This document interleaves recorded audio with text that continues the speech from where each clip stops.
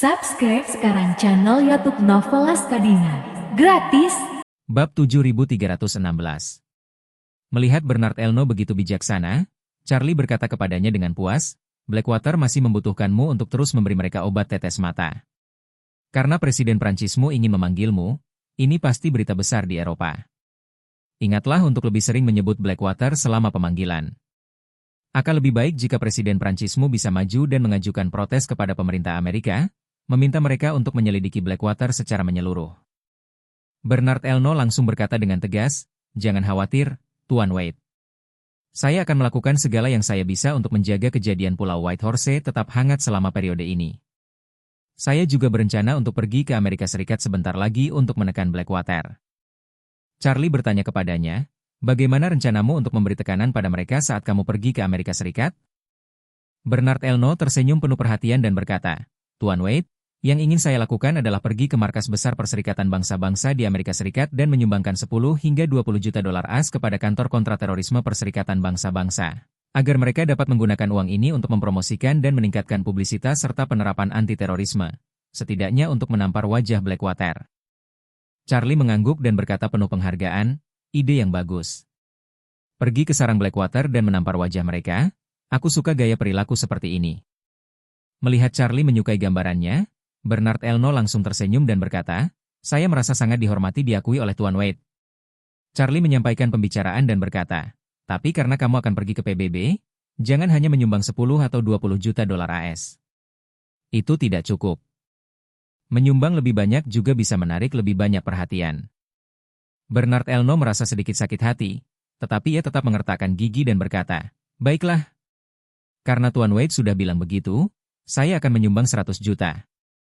Charlie tersenyum dan mengangguk. "Ya, saya mungkin tidak sebaik Anda dalam berbisnis, tetapi saya berpikir sebagai pribadi, memperluas visi dan membuka diri bukanlah hal yang buruk.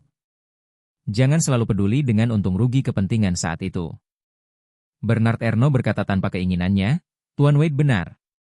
Charlie tersenyum dan berkata, "Jangan khawatir, aku tidak akan membiarkanmu mengalami kerugian. Apa kau masih ingat berapa banyak uang yang kau keluarkan untuk penawaran terakhirmu untuk pil permajaan?" Bernard Elno tidak tahu mengapa Charlie menanyakan hal ini. Jadi dia berkata, "Mungkin lebih dari 100 miliar dolar AS, bukankah kamu memintaku untuk mencocokkan banyak barang saat itu?" Charlie mengangguk dan berkata, "Aku tidak akan pernah membiarkan teman-temanku menderita. Kau temanku sekarang, jadi aku bisa berjanji padamu. Saat kau menghabiskan 50 miliar dolar AS bersamaku, kau tidak perlu berpartisipasi dalam lelang apapun. Aku akan langsung memberikan pil permajaan." 50 miliar dolar untuk pil permajaan? Mata Bernard Arnault hampir keluar dari rongganya ketika mendengar ini. 50 miliar dolar AS mungkin tampak seperti angka yang sangat besar, tetapi dibandingkan dengan peningkatan umur yang dapat diberikan oleh pil permajaan, itu adalah tawaran yang sempurna bagi Bernard Elno. Sebab kelompoknya, bahkan dalam konteks ekonomi resesif, masih memperoleh laba bersih sebesar 20 miliar euro tahun lalu. 20 miliar euro adalah sekitar 23 miliar dolar. Meskipun Bernard Arnault bukan satu-satunya bos dan pemegang saham grup, setidaknya lebih dari sebagiannya akan masuk ke kantong pribadinya. Setelah berbagai cara penghindaran pajak, keuntungan aktual yang bisa ia peroleh setidaknya lebih dari 10 miliar dolar AS per tahun. Pil permajaan tidak hanya akan memungkinkan Bernard Arnault hidup 20 tahun lebih lama, tetapi juga memungkinkannya memperoleh lebih dari 200 miliar dolar. Sebagai perbandingan, berapa 50 miliar dolar? Maka, dalam kegembiraannya, dia memegang tangan Charlie dan bertanya dengan mata merah, "Tuan Wade, apakah Anda bercanda?" Charlie berkata dengan tenang, "Tentu saja tidak. Kami orang Tiongkok punya pepatah lama, kata-kata seorang pria sejati sama berharganya dengan emas." Hebat, hebat. Bernard Elno begitu gembira hingga ia terus berputar-putar. Tanpa sadar ia berkata kepada Charlie, "Tuan Wade, adakah hal lain yang perlu saya belanjakan? Kalau tidak, saya akan coba dapatkan 50 miliar dolar AS. Semuanya akan selesai paling lama seminggu." Charlie menyamakan tangannya. "Kalau beli langsung, harganya tidak akan mencapai tertinggi. Kalau beli langsung, harganya setidaknya 100 miliar dolar AS. Bernard Elno bingung. "Jadi, apa maksudmu dengan 50 miliar? Charlie tersenyum dan berkata, "Aku mungkin membutuhkan bantuanmu dalam banyak hal di masa depan. Kamu bisa menghitung berapa banyak uang yang kamu keluarkan setiap kali kamu membantuku, dan kita akan menggunakan jumlah ini sebagai Patokan. Ingat, ini harus permintaanku dan kamu harus memenuhinya agar dihitung. Uang yang kamu keluarkan atas inisiatifmu sendiri tanpa izinku tidak dapat dihitung. Ia sejenak terdiam, menatap ekspresi Bernard Elno yang tidak sabar, lalu melanjutkan, kalian, para pemilik barang mewah, tidak suka menggunakan poin dan tingkat partisipasi? Tingkat partisipasi yang berbeda menawarkan tingkat layanan, diskon, dan produk yang berbeda. Charlie melanjutkan kalimatnya, selain itu, beberapa orang juga bisa menukarkan hadiah dengan poin. Bayangkan setiap dolar yang Anda belanjakan bersama saya, Anda bisa mengumpulkan 1 poin. Setelah mengumpulkan 50 miliar poin, Anda bisa datang kepada saya untuk menukarkannya dengan pil permajaan. Bernard Elno sangat gembira. Ide ini sungguh hebat. Pak Ye, kapan kita akan resmi menerapkannya? Charlie tersenyum dan berkata, mari kita mulai perhitungannya dari sekarang. Jika Anda menyumbangkan 100 juta dolar AS ke kantor kontraterorisme Perserikatan Bangsa-Bangsa, maka 100 juta itu akan dimasukkan. Ketika jumlahnya mencapai 50 miliar, barulah kami akan mencairkannya. Bernard Elno langsung berkata, kalau begitu saya akan menyumbang 50 miliar dolar AS langsung kepada mereka. Tolong beri saya waktu, saya akan pergi menggalang dana, dan ketika sudah cukup terkumpul, saya akan pergi ke Amerika dan menyumbang 50 miliar dolar AS langsung ke Perserikatan Bangsa-Bangsa. Charlie bertanya dengan wajah muram, apakah kau terlihat seperti musuh, atau aku yang terlihat seperti musuh? Bahkan jika aku ingin menampar wajah Blackwater, aku tidak bisa menggunakan 50 miliar untuk melakukannya, kan? Apakah mereka cocok dengan harganya? Bernard Elno berkata dengan canggung, Tuan Wade, saya terutama ingin memenuhi kebutuhan konsumsi Anda sesegera mungkin. Charlie mengulurkan tangannya. Ingat, hanya pengeluaran yang kuminta yang dihitung, dan pengeluaran yang kau lakukan atas inisiatifmu sendiri tidak dihitung. Kalau aku tidak meminta, bahkan jika kau memberi 50 miliar dolar AS kepada ibu mertuaku, aku tidak akan memberi 1 poin pun. Charlie Bernard takut Elno akan secara sembarangan mengeksploitasi bug untuk mendapatkan pengalaman. Jika dia memilih Elaine MA untuk mendapatkan pengalaman, bukankah itu sama saja dengan menggunakan uang untuk membunuh Elaine MA? Mungkin ini adalah cara yang paling diharapkan Elaine MA untuk mati, dan aku tidak bisa membiarkan keinginannya terwujud. Bernard Elno mengerti maksud Charlie dan segera bertanya kepadanya, Tuan Wade, tolong beritahu saya berapa banyak yang bisa saya belanjakan di PBB kali ini? Charlie mengangkat 2 jari, paling banyak 200 juta dolar AS. Bernard Elno langsung mengangguk, oke. Kalau begitu saya akan menyumbangkan 200 juta dolar AS kepada mereka. Pada titik ini, dia berkata kepada Charlie dengan nada agak dekaden, Tuan Wade, Anda harus memberi saya lebih banyak kesempatan untuk menghabiskan uang.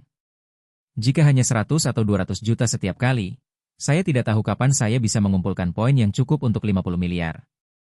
Bernard Arnault tiba-tiba merasa bahwa ia telah menjadi protagonis Brewster S. Millions.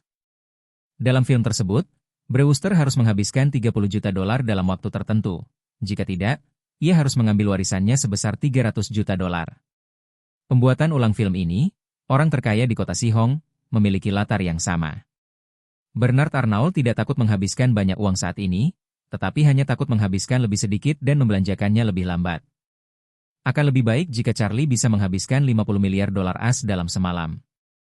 Jika dia tidak bisa menghabiskannya atau menghabiskannya terlalu lambat, itu akan membuatnya cemas.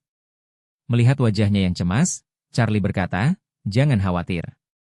Kali ini saat kau pergi ke Amerika Serikat, aku bisa memberikan kesempatan lagi untuk menggandakan poinmu.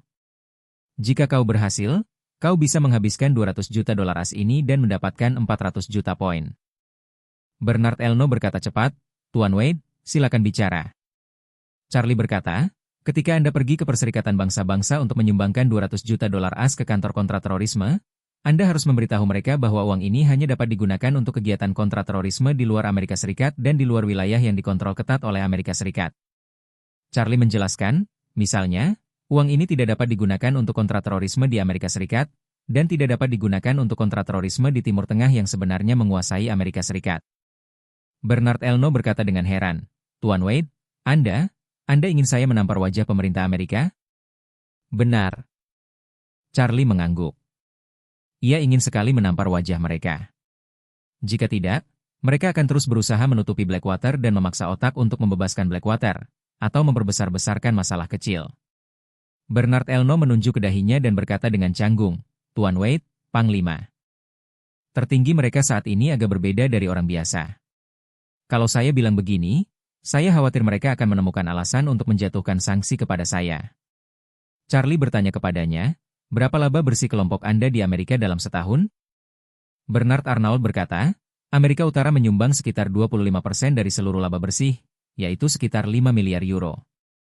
Tidak termasuk pasar Kanada, yang menyumbang sekitar 20%, pasar AS menyumbang sekitar 4 miliar. Charlie mengangguk, mengulurkan tangannya, dan berkata dengan murah hati, jangan takut, kali ini kita akan menghadapi mereka secara langsung dan melakukan segala yang kami bisa agar mereka memberi sanksi kepadamu. Jika mereka mengira kehilangan 4 miliar dolar AS per tahun di pasar Amerika, meskipun aku tidak bisa mengganti 4 miliar itu akan dihitung sebagai jumlah yang kau belanjakan untukku, dan aku juga akan memberi 4 miliar poin. Detik terakhir, Bernard Arnault masih takut terkena sanksi Amerika Serikat, tetapi pada detik ini, ia tiba-tiba merasa tidak terkalahkan. Ia merasa seperti mendapatkan perlengkapan tingkat dewa dalam game ini. Perlengkapan orang lain hanya untuk menahan serangan sebisa mungkin, atau untuk membalas serangan, tetapi perlengkapannya bisa mengubah serangan lawan menjadi bar kesehatannya sendiri. Dengan kata lain, semakin keras orang lain memukul Anda, semakin banyak kesehatan yang Anda miliki. Tiba-tiba ia merasakan dorongan yang kuat untuk puncaknya. Ia ingin segera pergi ke Amerika dan mencoba segala cara untuk bunuh diri dan membuat Amerika menjatuhkan sanksi gila padanya. Dan kita tidak boleh membiarkan mereka menjadi lemah. Akan lebih baik jika Anda menutup saja semua bisnis Anda di Amerika. Bab 7317. Pada saat ini, Bernard Arnault sangat gembira. Untuk pertama kalinya dalam 70 tahun lebih hidupnya, dia merasakan kebencian yang sangat kuat terhadap uang. Cara cepat menghabiskan 50 miliar untuk Charlie telah menjadi hal yang paling dinantikannya saat ini. Bagaimana Anda mengatakan topik hangat ini? Diamlah dan ambillah uangku. Hentikan omong kosong sialan ini dan ambillah uangku. Dia merasa Charlie cukup kejam. Dia bisa menghabiskan 50 miliar dolar kapanpun dia mau, tetapi dia tetap harus mendengarkan perintah dan menunggu instruksinya. Hal ini benar-benar membuatnya sedikit tidak sabar. Namun, ketika Charlie memikirkan kerugian yang disebabkan oleh konfrontasi sengit dengan Amerika Serikat, ia akan menganggapnya sebagai poin untuk dirinya sendiri. Hanya dalam beberapa detik, ia memikirkan berbagai ide untuk mendapatkan pengalaman selama perjalanan ke Amerika Serikat ini. Bukankah Charlie mengatakan bahwa selama uang yang hilang karena sanksi yang dijatuhkan oleh Amerika Serikat dihitung sebagai pengalaman? Ini sangat mudah dilakukan. Sulit menghasilkan uang sambil berlutut akhir-akhir ini, dan lebih sulit lagi menghasilkan uang sambil berdiri. Tapi kalau Anda ingin kehilangan uang sambil berdiri, anjing pun bisa melakukannya kalau Anda memberinya semangkuk makanan anjing. Maka, ia menepuk dadanya dan berkata kepada Charlie, Tuan Wade, tunggu saja beritanya dalam beberapa hari. Saya pasti akan pergi ke Amerika Serikat untuk membuat keributan besar tentang masalah ini. Charlie mengangguk dan mendengus, aku optimis padamu, teruslah bekerja keras. Hamid, yang menonton dari samping, diam-diam terkejut. Kakaknya, Charlie, begitu hebat sehingga ia mampu mengendalikan Bernard Arnault sepenuhnya hanya dengan satu pil.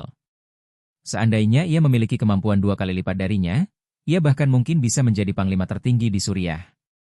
Semakin ia merasa Charlie mampu, semakin ia merasa beruntung. Ia menculik beberapa siswa top Amerika yang bodoh, dan akhirnya menarik Charlie, dewa sejati. Ia tidak hanya menyembuhkan kakinya yang lumpuh, tetapi juga membantunya melawan serangan pasukan pemerintah dan istana 10.000 naga, dan ia terus memperkuat kekuatannya dalam perang. Kali ini, ia tersandung, dan Charlie lah yang membalikan keadaan. Ia benar-benar telah diselamatkan berkali-kali dalam hidupnya. Sayang sekali aku berjanggut lebat. Kalau aku cantik dan seksi, aku akan melahirkan 8 anak untuk Charlie dulu, baru membicarakan hal-hal lain. Bernard Arnault sedang dalam suasana hati yang baik, jadi dia berkata kepada Charlie, Tuan Wade, bisakah Anda dan keluarga Anda datang ke makan malam tahun baru sore ini? Charlie tahu bahwa ia telah menyiapkan makan malam tahun baru untuk para tamu Tiongkok, dan mereka juga bisa menonton gala festival musim semi, jadi ia senang ikut bersenang-senang. Namun, ketika ia memikirkan fakta bahwa kejadian semalam telah menggemparkan dunia, dan banyak orang memperhatikan Pulau Kuda Putih yang kecil ini, dan jumlah penonton dari wisatawan di pulau itu akan mencapai lebih dari 100.000 jika mereka menyiarkan langsung makan malam tahun baru malam ini, bukankah ia akan terekspos ke seluruh dunia? Maka ia berkata kepada Bernard Arnault, jadi, nanti Anda bisa meminta seseorang untuk mengeluarkan pemberitahuan yang menyatakan bahwa demi alasan keamanan, mulai sekarang, hingga setiap tamu meninggalkan Pulau White Horse, Tidak seorang pun diizinkan menggunakan ponsel di tempat dan area umum. Jika mereka dapat mematuhinya hingga saat mereka meninggalkan pulau, setiap orang akan menerima kompensasi sebesar $100.000. Jika tidak, Pulau Whitehorse berhak untuk menarik kembali kompensasi tersebut. Selain itu, tidak seorang pun diizinkan membawa ponsel ke acara makan malam tahun baru nanti malam.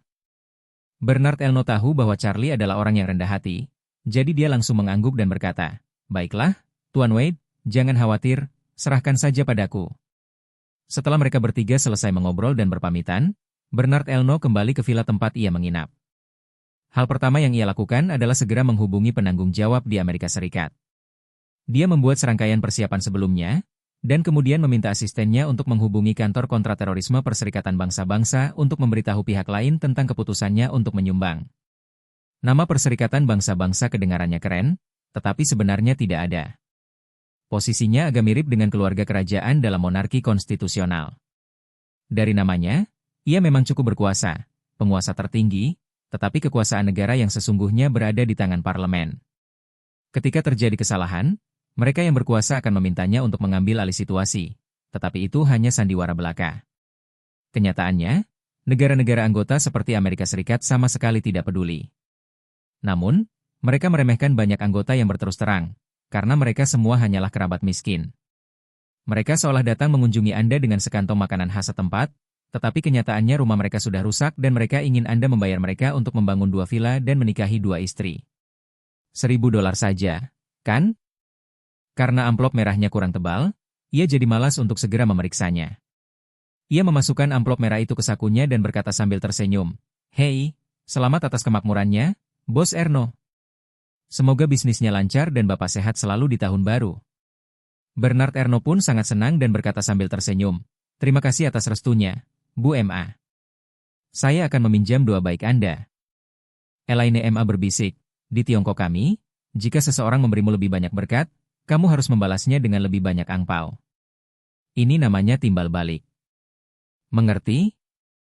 Bernard Elno awalnya agak bingung, tetapi otaknya ternyata cepat, dan ia segera mengerti apa yang dimaksud Elaine M.A. Ia tertawa dan berkata, "Terima kasih Bu Emma sudah mengingatkan saya. Saya jadi tahu lagi tentang adat istiadat Tionghoa." Sambil berkata demikian, ia segera mengeluarkan amplop merah lain dan menyerahkannya kepada Elaine M.A. sambil tersenyum dan berkata, "Bu M.A., saya juga mendoakan kesehatan dan kesuksesan Anda di tahun baru." Elaine M.A. menerima amplop merah itu sambil tersenyum, lalu cepat-cepat merapikan penampilannya.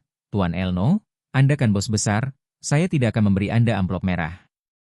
Bernard Arnault berpikir, bagaimana mungkin ungkapan, "Ban Men Nong Fu," digunakan seperti ini? Sungguh membuka mata. Pada saat ini, Charlie, Claire dan Jacob juga datang.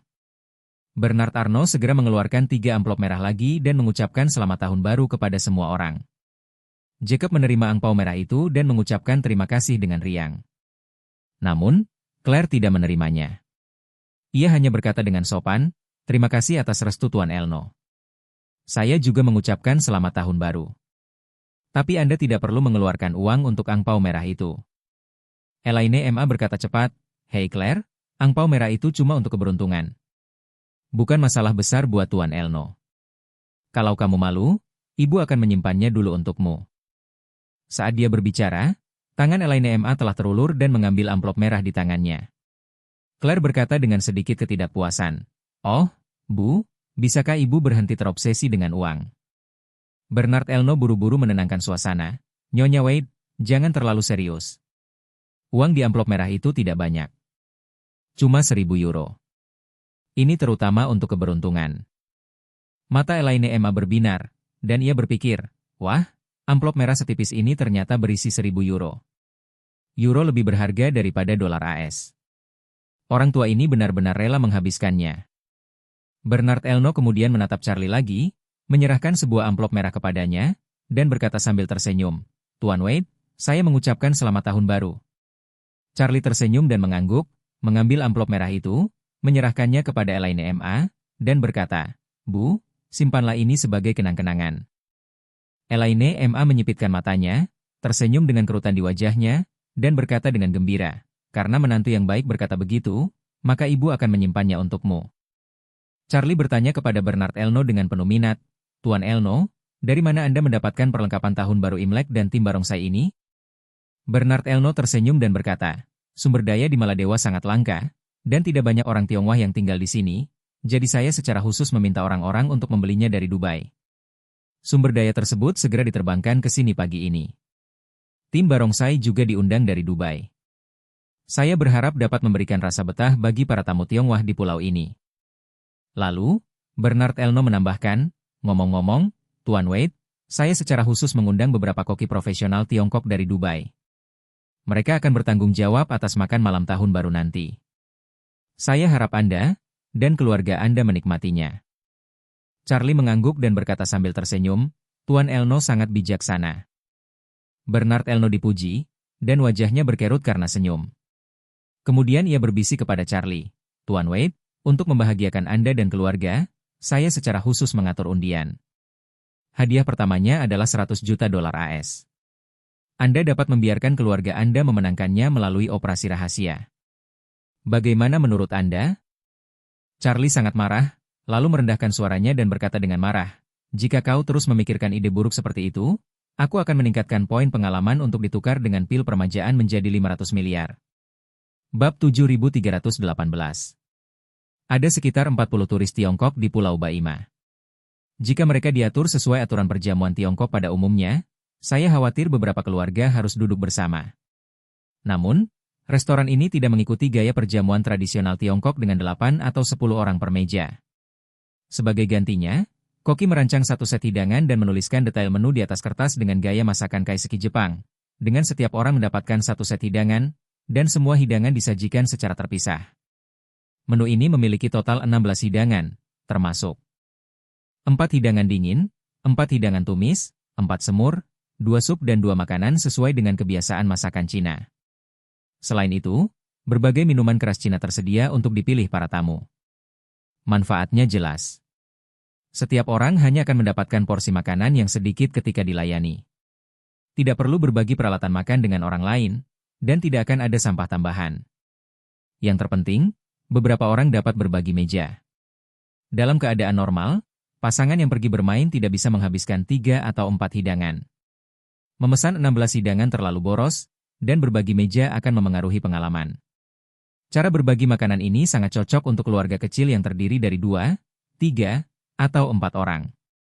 Saat makan, Bernard Arno secara khusus meminta pelayan untuk membawakan anggur putih dan roti panggang untuk para tamu di setiap meja. Saat itu, selain wajah dan kulitnya yang putih bak orang Eropa, ia tampak persis seperti orang Tionghoa. Pada pukul 5 sore waktu setempat di Maladewa, siaran langsung Gala Festival Musim Semi dimulai tepat waktu. Status Gala Festival Musim Semi di Tiongkok sama seperti Super Bowl di Amerika Serikat, dan signifikansinya bahkan lebih penting daripada Super Bowl. Jadi, meskipun kurang menarik untuk ditonton, kebanyakan orang Tiongkok masih bersedia duduk di depan TV dan menontonnya sebentar. Selama beberapa tahun berturut-turut, sponsor utama terbesar Gala Festival Musim Semi adalah perusahaan internet, terutama Taobao, yang paling sering muncul. Namun tahun ini, sponsor utama terbesar Gala Festival Musim Semi akhirnya digantikan oleh perusahaan fisik, Changing Automobile.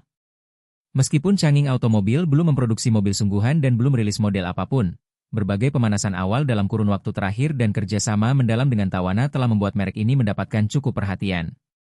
Sekarang, ia telah menjadi sponsor terbesar Gala Festival Musim Semi, dan popularitasnya pasti akan meningkat secara signifikan.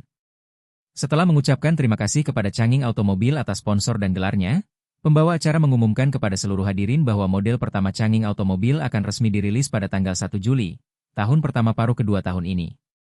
Berita ini mengejutkan penonton di depan TV dan orang-orang di industri otomotif.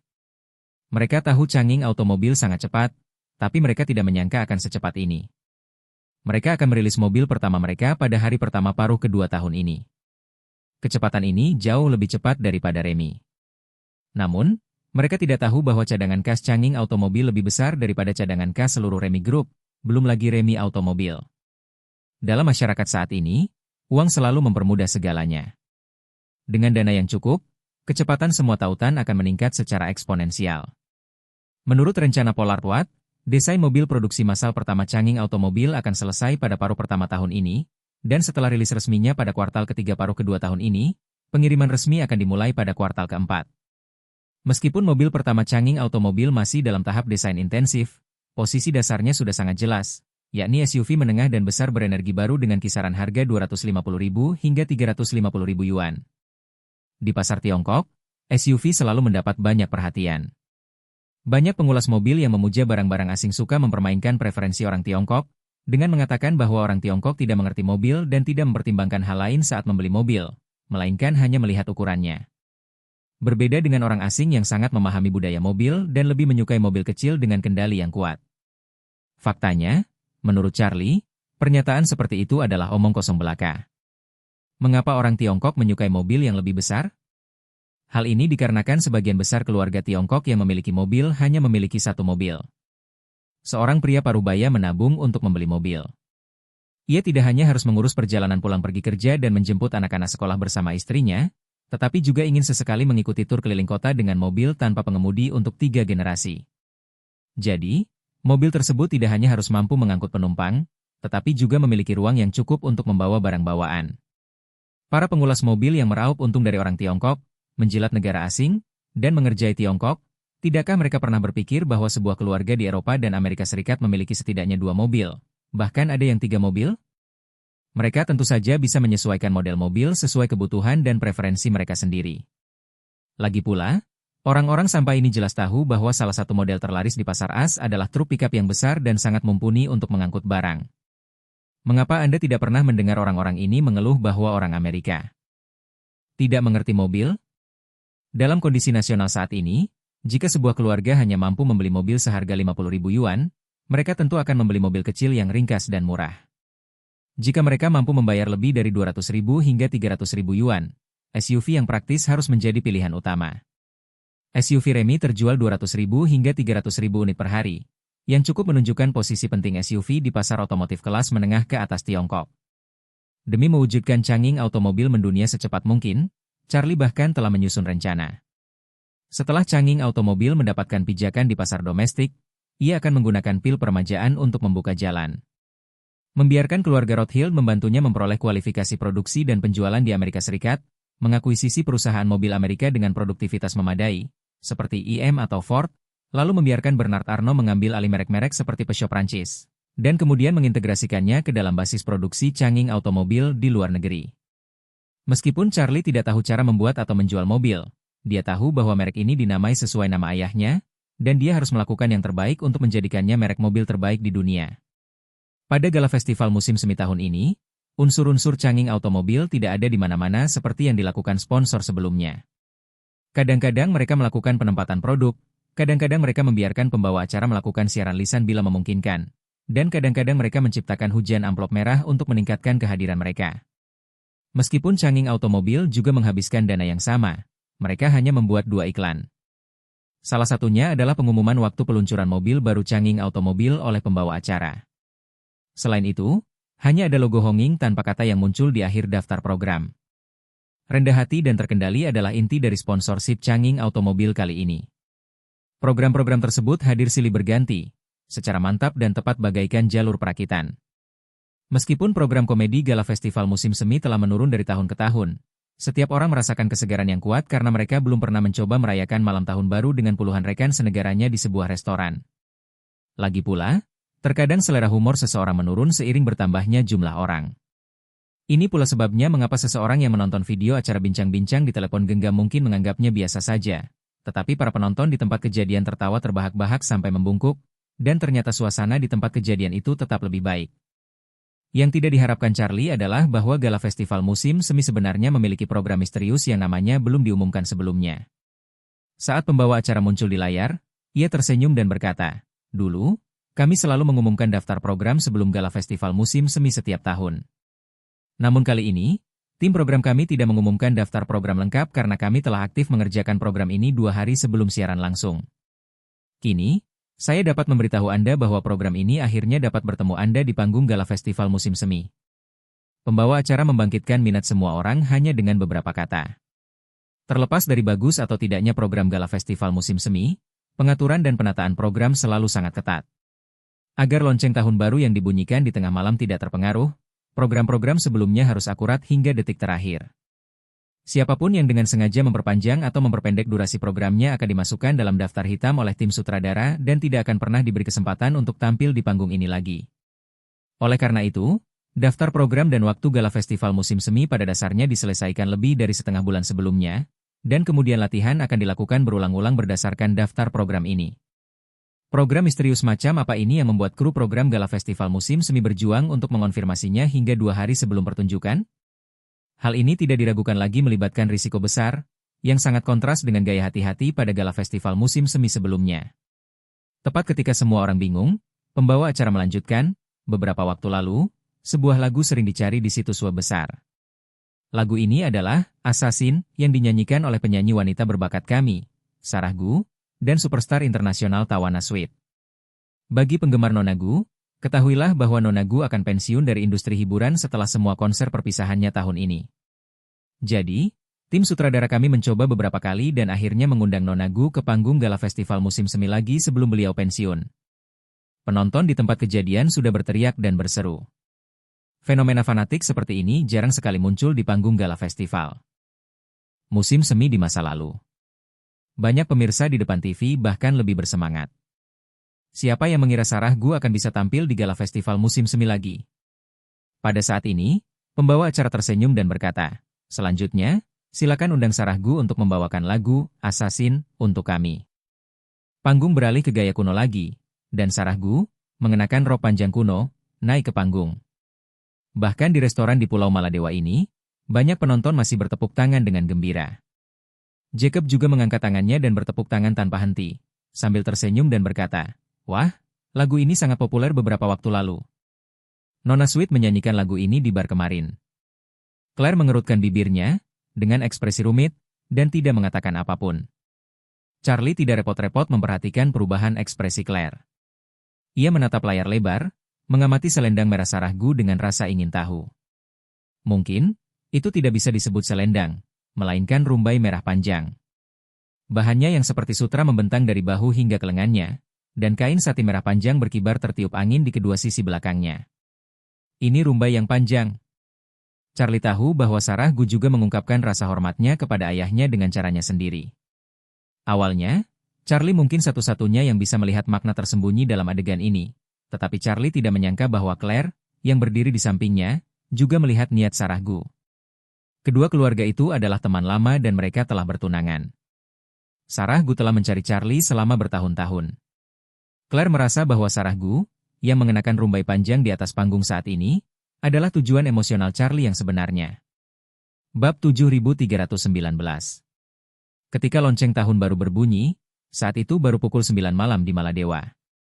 Untuk menciptakan suasana tahun baru yang lebih baik, Bernard Arnault menghabiskan banyak uang untuk membeli banyak kembang api, yang ia bawa ke teluk dengan perahu untuk dinyalakan. Kembang api warna-warni membubung dari tepi pantai dan membumbung tinggi ke angkasa, meledak di udara, memancarkan cahaya kembang api yang memukau, dan pada saat yang sama terpantul di tepi pantai yang berkilauan. Pemandangan laut dan langit yang indah sungguh memukau. Claire memandangi kembang api di tepi pantai di luar jendela dan bergumam tanpa sadar, sudah lama sekali aku tidak melihat kembang api seindah ini. Elaine M.A. mengeluarkan ponselnya untuk memotret sambil menggerutu dan mendesah. Siapa yang tidak bilang? Kota ini sudah dilarang membakar dan menyalakan kembang api selama bertahun-tahun. Aku hampir lupa apa itu kembang api. Sungguh indah, terutama saat begitu dekat, atau saat dinyalakan di laut. Pupil mata Jacob memantulkan kembang api yang telah menyusut berkali-kali lipat, dan kerutan di wajahnya dipenuhi riak-riak kebahagiaan. Ia tersenyum dan mendesah, waktu kecil dulu, hal favoritku adalah menyalakan petasan. Saat itu, keluarga kami berkecukupan dan punya sedikit uang. Saat tahun baru Imlek, aku selalu menghabiskan semua uang tahun baru untuk membeli berbagai macam petasan. Setiap hari, banyak anak mengejarku. Terkadang aku memberi mereka 1 atau 2 petasan untuk dihancurkan dan dilap, dan mereka sangat senang. Mereka juga mencalonkanku sebagai panglima tertinggi mereka. Elaine M.A. tidak mengerti nostalgia dan emosinya, dan hanya menggodanya dengan sinis. CK, dengan Christopher Wilson di sini, apa kau masih bisa jadi panglima tertinggi? Kalau begitu, panglima tertinggi pasti kakakmu, kan? Jacob melambaikan tangannya dan berkata dengan santai, bukan itu maksudnya, kau tidak mengerti. Kita berbeda usia, dan kita tidak berada di tim yang sama. Dia panglima tertinggi di timnya, dan aku panglima tertinggi di timku. Elaine MA sedang makan biji melon dan bertanya sambil tersenyum. Dengan ide kecil saudaramu, apakah mereka sudah berpikir untuk merekrut timmu? Jacob menepuk pahanya dan berkata, "Hei, kau benar. Dia selalu ingin merekrutku ke timnya, tapi aku tidak setuju. Aku dipukuli olehnya karena ini. Akan kukatakan apa yang kukatakan." Elaine Emma mendengus, Christopher Wilson memang pengecut sejak kecil. Dia selalu ingin memanfaatkan orang lain. Jacob mengangguk dan mendesah, dia dimanja oleh ibuku sejak kecil. Dia menginginkan segalanya, entah itu miliknya atau bukan. Elaine Emma bertanya dengan rasa ingin tahu. Wah, aneh. Semua orang di keluarga menyayangi adikmu, jadi kenapa ibumu lebih menyayangi kakakmu yang tertua? Jacob tersenyum pahit dan berkata, aku tidak pernah sepenurut kakakku sejak kecil. Kakakku lebih pintar dariku dan bisa menyenangkan ibuku. Lagi pula, di keluarga ini, tidak ada yang bisa memperlakukan semua orang sama rata. Jika satu sisi sedikit lebih tinggi, sisi ini sedikit lebih rendah, itu wajar. Elaine MA sengaja menggodanya. Adikmu nakal sejak kecil, dan kamu pengecut sejak kecil. Kalian berdua saling melengkapi. Jacob tidak menghiraukan godaannya, tetapi tiba-tiba berkata. Dengan sedikit penyesalan, hei, aku tidak tahu bagaimana mereka menghabiskan tahun baru dan bagaimana mereka menghabiskannya. Elaine MA sedikit marah. Oh, kamu masih memikirkannya sekarang? Kamu benar-benar punya waktu. Bagaimana bisa kau berkata begitu? Gumam Jacob dengan suara teredam, lagi pula kita kan saudara sedarah. Meski tak ada kontak, aku tetap merindukannya. Horiah memang sempat menghasilkan uang beberapa waktu lalu, tapi sekarang dia tidak punya penghasilan karena kau yang membuat masalah. Elaine MA berkata dengan nada tidak yakin, dia pantas mendapatkannya. Siapa yang menyuruhnya melakukan hal-hal curang itu? Aku berkontribusi pada masyarakat dengan mengungkapnya. Jacob menghela napas, 9 dari 10 selebritas internet adalah penipu, jadi dia tidak penting. Jika dia menghasilkan uang, ibuku bisa hidup nyaman selama beberapa hari. Elaine MA mendengus dingin. Dia masih ingin hidup bahagia? Tuhan masih ragu dan belum menerimanya. Itu sudah murah untuknya. Seharusnya dia sudah mati sejak lama. Seharusnya saat ayahmu pergi, dia membawanya pergi bersamanya. Jacob sedikit marah, dan berkata dengan wajah merah, ibuku sudah tua, berapa hari lagi dia bisa hidup? Tidak bisakah kau lebih sopan? Saat itu, Claire merasakan ketidakberdayaan yang mendalam di hatinya. Ia tak bisa berhenti memikirkan ibu Charlie, Margaret Ann, seorang wanita luar biasa yang banyak ditulis orang Tiongkok dalam buku dan biografinya. Lalu ia menatap ibunya sendiri. Meskipun ia tidak membencinya, sejak mengetahui identitas asli Charlie, ia tak bisa berhenti membandingkan dirinya dengan ibunya. Rasa malu yang tak terlukiskan membuat Claire merasakan kelopak matanya terbakar. Ia menatap Elaine MA dan tak kuasa menahan desahan. Bu, sudah hampir cukup. Kita sudah lama berpisah dengan nenek dan paman. Dendam apa yang ibu miliki sampai-sampai ibu begitu membenci mereka? Ibu masih ingin mengutuk mereka sampai mati di hari tahun baru? Elaine MA tidak tahu bahwa kondisi putrinya saat ini berbeda dari sebelumnya. Ia mengira putrinya hanya mengomel seperti biasa dan tidak punya kekuatan untuk menyerang. Jadi ia berkata dengan nada dingin dan meremehkan. Apa salahnya aku mengutuknya sampai mati? Kukatakan saja, aku tidak membunuh nenek tua itu dengan tanganku sendiri. Jadi aku sudah orang yang sangat baik. Jika itu orang lain, nenekmu pasti sudah mati berkali-kali.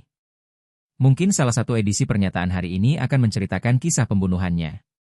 Setelah itu, ia mencibir dan berkata dengan nada sarkastis, sejujurnya, kakekmu adalah satu-satunya orang baik di keluarga Wilson. Beberapa tahun yang lalu, aku mengeluh tentang dia yang memaksakan menantu yang baik padamu. Sekarang aku mengerti bahwa dia seharusnya melakukan ini demi kebaikanmu sendiri. Kalau tidak, kita tidak akan hidup sejahtera.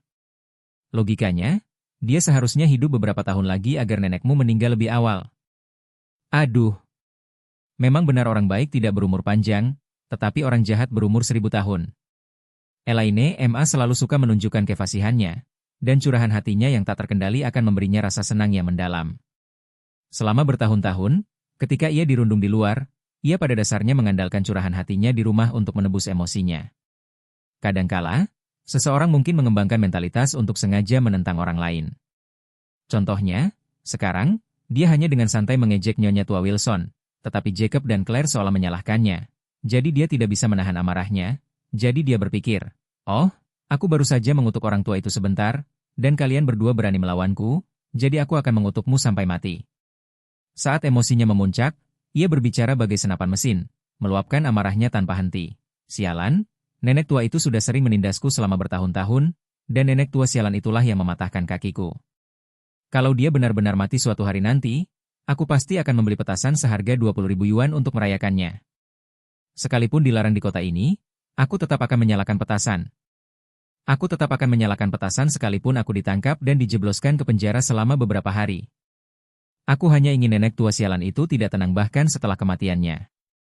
Claire yang biasanya penurut, tiba-tiba berdiri, menggebrak meja, dan berseru, "Cukup!" Tindakan tiba-tiba ini tidak hanya membuat Jacob dan Elaine Emma takut, tetapi juga membuat takut banyak tamu di sekitar mereka. Claire kehilangan kendali atas emosinya. Tanpa mempedulikan tatapan terkejut orang-orang di sekitarnya, ia berdiri dan berjalan keluar dengan cepat. Melihat ini, Charlie buru-buru mengikutinya, hanya untuk mendengar Elaine Emma berbicara dengan keras kepala dari belakang. Anak ini, sikunya selalu ditekuk keluar, sama sekali tidak memihakku. Saat Claire bergegas keluar pintu, air matanya tak henti mengalir. Charlie menyusulnya dan melihatnya menangis. Ia segera bertanya dengan khawatir, "Istriku, ada apa?" Claire menggelengkan kepalanya dan berkata dengan keras kepala, "Tidak apa-apa, aku baik-baik saja." Charlie menyadari ada yang tidak beres dan segera bertanya, "Kenapa kamu menangis?" "Ibu memang seperti ini. Sejujurnya, aku sudah terbiasa." "Seharusnya kamu sudah terbiasa lebih awal setelah bertahun-tahun." Claire tak kuasa menahan diri, dan ia pun menangis terseduh-seduh. "Aku tak ingin dia seperti ini seumur hidupnya. Aku hanya ingin dia sedikit membaik, menjadi sedikit lebih baik, dan tak putus asa. Kenapa dia tak bisa begitu? Dia sudah seperti ini selama hampir 30 tahun, dari masa kanak-kanak hingga dewasa. Dia telah menderita begitu banyak kehilangan selama bertahun-tahun, tetapi dia tidak pernah benar-benar belajar dari pengalamannya. Selama bertahun-tahun, dia tidak pernah memperbaiki kesalahan dan masalahnya. Dia selalu menyalahkan orang lain dan selalu berpikir bahwa orang lain telah mengecewakannya. Kau tahu satu-satunya kemajuan yang kulihat darinya selama bertahun-tahun?" Charlie menggelengkan kepalanya dengan canggung dan bertanya, "Ada apa?" Claire menangis dan berteriak, "Ini semua karena sikapnya terhadapmu. Selama bertahun-tahun, satu-satunya yang dia perbaiki adalah sikapnya terhadapmu. Selebihnya, sama sekali tidak ada perubahan atau perbaikan." Charlie menghiburnya, "Meskipun kamu hanya melihat sedikit kemajuan, setidaknya itu kemajuan. Jadi, kamu tidak bisa sepenuhnya menyangkal bahwa dia tidak membuat kemajuan apapun selama bertahun-tahun ini, kan?" Claire menangis terseduh-seduh, "Ya, memang ada sedikit kemajuan, tapi aku tahu, bukan dia yang membaik. Kamulah yang membaik." Sambil berbicara, ia mengangkat kepalanya dan menatap Charlie dengan mata merah. Air mata tak henti-hentinya mengalir, dan ia tersedak lalu berkata, "Itu karena kemampuanmu semakin kuat, jaringan pertemananmu semakin luas, dan penghasilanmu semakin bertambah, jadi dia memanggilmu menantu yang baik dan tak lagi berani mengejek dan menghinamu seperti dulu. Pada akhirnya, dia tetaplah dirinya yang dulu, yang tak pernah berubah." Pada saat ini, emosi Claire benar-benar hancur. Ia berjongkok di tanah, membenamkan wajahnya di antara kedua lengannya, menangis sejadi-jadinya, dan seluruh tubuhnya gemetar. Charlie tidak mengerti. Dia selalu merasa Claire seharusnya tidak terlalu sensitif.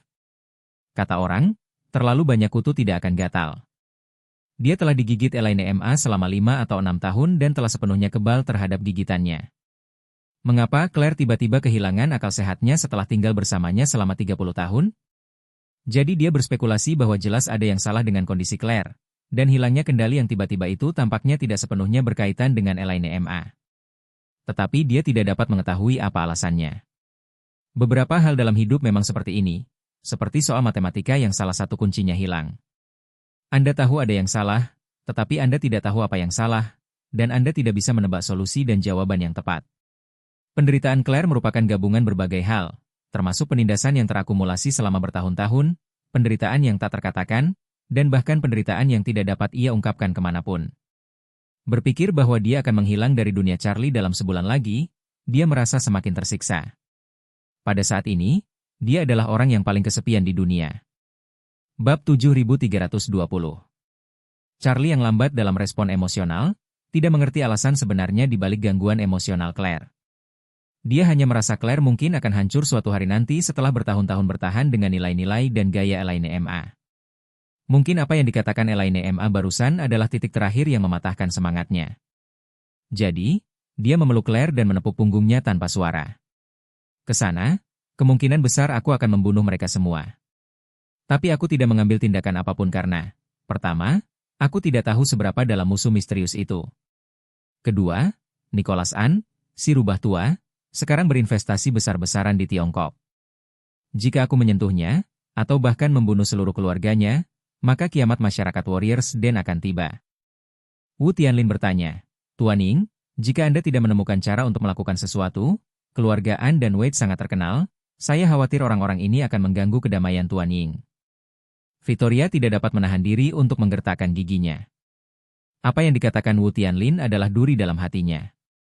Dengan tatapan mata yang tajam dan ekspresi yang sangat muram, ia berkata, selama bertahun-tahun, setelah Margaret An dan Changing Wade meninggal, keluarga An dan keluarga Wade selalu bersikap rendah hati. Aku selalu curiga bahwa Margaret An masih hidup, jadi aku tidak membunuh kedua keluarga itu selama ini. Sebaliknya, aku mengirim para cendekiawan ke keluarga An untuk menanyakan kabar tersebut. Tapi aku tidak menyangka bahwa setelah 20 tahun, keluarga An tidak mendapat kabar bahwa Margaret An masih hidup. Pada titik ini, Victoria mengerutkan kening dan berkata dengan suara dingin, kalau orang lain, mereka pasti akan berpikir mereka terlalu khawatir, atau Margaret An sudah mati di tangan Jermo, tapi aku tak pernah berani bersikap santai. Aku selalu merasa dia pasti masih hidup, dan pasti sedang berusaha keras membalas dendam padaku secara diam-diam. Kemudian, aku mencoba menghabisi keluarga An 2 kali. Hanya untuk memaksanya muncul, tapi dia tidak muncul, malah muncul orang misterius yang sangat kuat. Sekarang permainan catur ini menjadi semakin rumit. Wu Tianlin berlutut dengan satu kaki dan berkata dengan hormat, Tuanku, jika Margaret An tidak muncul dan tidak ada petunjuk tentang pria misterius itu, saya sarankan Anda bertarung sampai mati. Victoria bertanya padanya, mengapa kamu berkata begitu? Wu Tianlin mengepalkan tinjunya dan mengangkatnya tinggi-tinggi, lalu berkata dengan lantang, Tuan Ying, aku tahu Margaret An dan Maria Lin mungkin menyimpan rahasia untuk membuatmu abadi selama 1000 tahun. Aku berani mengatakan sesuatu yang pantas dihukum mati. Jika Margaret An benar-benar menunda keabadianmu selama 1000 tahun, mengapa kau harus peduli dengan 400 tahun masa kejayaan King? Lebih baik melawan mereka sampai mati. Bahkan jika kita benar-benar memprovokasi negara-negara besar itu, apa gunanya? Paling buruk, kita bisa meninggalkan pangkalan ini. Dengan kekuatanmu, tak seorang pun di dunia ini yang bisa menghentikanmu pergi kemanapun yang kau inginkan. Victoria menatap Wu Tianlin, sekilas keterkejutan terpancar di matanya. Keluarga Wu telah menjalani kehidupan yang baik terlalu lama, dan banyak orang takut mereka akan bertindak gegabah dan merugikan seluruh keluarga Wu. Hanya Wu Tianlin yang bermaksud bahwa ia mungkin juga menyeret seluruh masyarakat Qing ke dalam air. Inilah yang saya inginkan. Victoria sudah lama berpikir bahwa karena ia tidak bisa mendapatkan pil Bai Zuan Qianhui, harapan hidupnya hanya tinggal beberapa dekade lagi. Tak masalah jika ia tidak bisa menemukan Maria Lin. Margaret An bisa kabur, tapi ia sendiri tak bisa kabur. Jika Margaret An tidak muncul lagi, apa yang akan terjadi jika ia membunuh seluruh keluarganya? Bahkan jika dua kekuatan besar timur dan barat ingin bergabung untuk membasmi perkumpulan Warriors Den, apa yang akan terjadi? Ketika harapan hidupnya hampir berakhir, ia tak peduli lagi. Jika memang ia akan mati, akan lebih baik jika ia membunuh lebih banyak orang sebelum ia mati. Maka, ia berkata kepada Wu Tianlin, Tianlin, mulailah beradaptasi. Aku akan menunggu Margaret An paling lama 3 tahun lagi. Jika dia masih tidak muncul setelah 3 tahun, aku akan memusnahkan keluarga An dan Wade, tanpa menyisakan keturunan langsung. Wu Tianlin segera berkata dengan lantang, aku mematuhi perintahmu. Hari Tahun Baru. Bernard Arnault naik pesawat amfibi ke Malé, ibu kota Maladewa pada pagi hari, dan kemudian pindah ke pesawat pribadinya kembali ke Prancis. Meskipun Pulau Baima telah kembali damai dan tenang, diskusi panas di dunia luar tentang Pulau Baima belum berkurang sedikit pun. Media dunia terus-menerus melaporkan berbagai topik, dan bahkan banyak pakar telah maju untuk menganalisis situasi di Suriah dan peran pemerintah AS di balik masalah ini. Tekanan pada oposisi Suriah tiba-tiba menjadi luar biasa besar. Meskipun mereka semua berasal dari latar belakang sederhana atau bahkan teroris, situasinya sekarang berbeda. Setelah para pemberontak merebut kekuasaan, mereka bukan lagi pemberontak, melainkan pasukan reguler. Perbedaan antara tentara reguler dan pemberontak adalah bahwa tentara reguler, setelah memiliki negara, tidak bisa lagi terlibat dalam perang gerilya sesuka hati. Mereka harus mempertimbangkan citra mereka sendiri sampai batas tertentu, sehingga mereka tidak berani terus menyerang Hamid. Mereka hanya bisa mengumumkan kepada dunia luar bahwa Kenji Zhao dari perusahaan Blackwater telah sengaja menjebak mereka, dan bahwa mereka memiliki hubungan dekat sebagai rekan seperjuangan dengan Hamid, dan tidak mungkin mereka bergabung dengan pihak lain untuk membunuhnya. Namun klaim ini tidak ada gunanya dan hampir tidak ada seorang pun yang akan mempercayainya. Setelah Blackwater menyingkirkan kambing hitamnya, meskipun keraguan dari luar justru bertambah, alih-alih berkurang, mereka tetap memilih untuk berpura-pura bodoh. Mereka tahu betul bahwa hal semacam ini tidak dapat dijelaskan, dan semakin banyak mereka menjelaskan, semakin banyak kritik yang akan mereka terima. Media arus utama di Amerika Serikat juga bungkam mengenai hal ini. Amerika, yang biasanya mengklaim memiliki kebebasan berbicara, hanya memiliki kebebasan yang selektif. Ketika menyangkut kelompok-kelompok tertentu, kebebasan berbicara menjadi omong kosong belaka. Namun, media Eropa telah melaporkan masalah ini dari waktu ke waktu dan secara intensif. Media di Inggris, Prancis, Jerman, dan Italia telah secara terbuka melancarkan serangan keras terhadap Blackwater, terutama media Prancis. Serangan ini bagaikan hari tahun baru, mengkritik Blackwater, mengorek masa lalu dan aib Blackwater, sekaligus menggambarkan Bernard Arnault sebagai miliarder paling berani dan bertanggung jawab di dunia. Hari ini, Presiden akan memanggil Bernard Arnault di Istana Elysee. Meskipun waktu pertemuan adalah pukul 14 waktu setempat, banyak media Eropa telah tiba di Istana Elysee pada pagi harinya untuk mempersiapkan diri. Bandara itu luar biasa ramainya. Untuk merekam secara langsung kepulangan Bernard Arnault, setiap media mengirimkan tim pelaporan, menyiapkan kamera dan senjata laras panjang di landasan pacu bandara, menunggu untuk menyambut pahlawan Prancis tersebut. Menurut rencana pemerintah Prancis, Perdana Menteri akan menemui Presiden di bandara, sehingga Perdana Menteri tiba di bandara lebih awal untuk mempersiapkan penyambutan Bernard Arnault di bandara. Agar upacara penyambutan semegah mungkin, Prancis mengatur agar bandara menyiapkan 4 tempat parkir terpencil terlebih dahulu. Keempat tempat parkir ini hanya digunakan untuk memarkir pesawat pribadi Bernard Arnault. Semua media yang diundang menunggu di seberang tempat parkir untuk pengambilan gambar. Setelah pesawat mendarat, pesawat akan meluncur ke sini, sehingga Bernard Arnault dapat turun dari pesawat di tengah sorotan lampu. Bernard Arnault belum tiba di bandara, tetapi teman-teman medianya telah mengiriminya foto-foto lokasi kejadian melalui jaringan satelit. Ketika Bernard Arnault melihat sambutan meriah yang diterimanya, dia tidak bisa berhenti tersenyum kegirangan. Ia tak kuasa menahan senyum dan mendesah kepada istrinya. Wah, sudah puluhan tahun saya dicaci maki sebagai tukang selingkuh, tapi tak disangka sekarang saya malah jadi pahlawan.